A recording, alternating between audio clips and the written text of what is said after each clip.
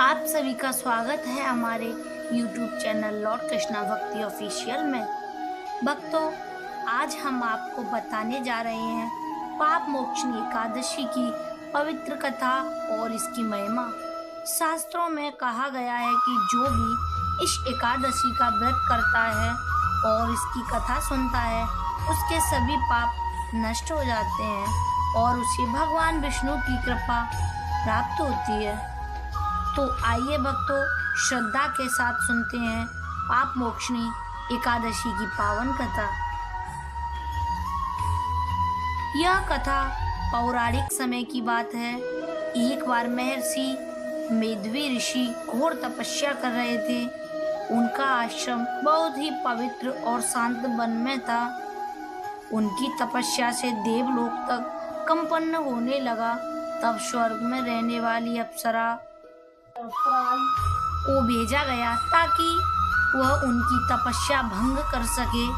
मंजू घोषा ने अपनी मधुर बाणी और सुंदर नृत्य से ऋषि की तपस्या भंग कर दी। ऋषि उसकी सुंदरता से मोहित हो गए और दोनों कई वर्षों तक साथ रहने लगे। लेकिन जब ऋषि को अपनी भूल का एहसास हुआ तो उन्हें बहुत दुख हुआ। उन्होंने क्रोधित होकर मंजू घोषा को श्राप दिया कि वह पिशाचनी बन जाए। श्राप से डरकर मंजू घोषा ने ऋषि से क्षमा मांगी और मुक्ति का उपाय पूछा।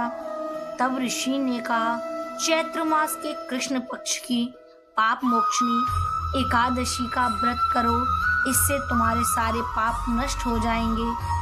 मंजू घोषा ने श्रद्धा से यह व्रत किया और उसके सारे पाप समाप्त हो गए और उसे फिर से स्वर्ग की प्राप्ति हुई। इस तरह यह एकादशी पापों को नष्ट करने वाली मानी जाती है।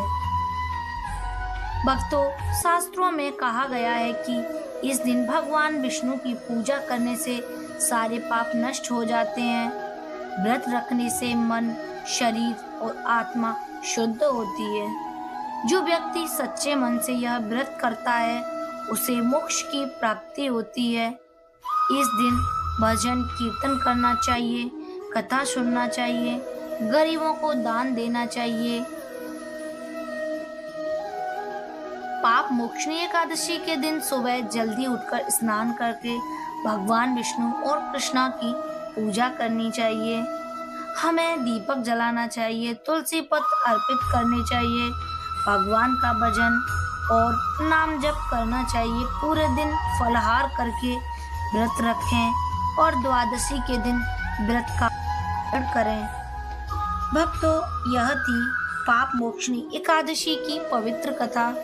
अगर आप भी भगवान की कृपा पाना चाहते हैं तो श्रद्धा और विश्वास के साथ इस व्रत को जरूर करें।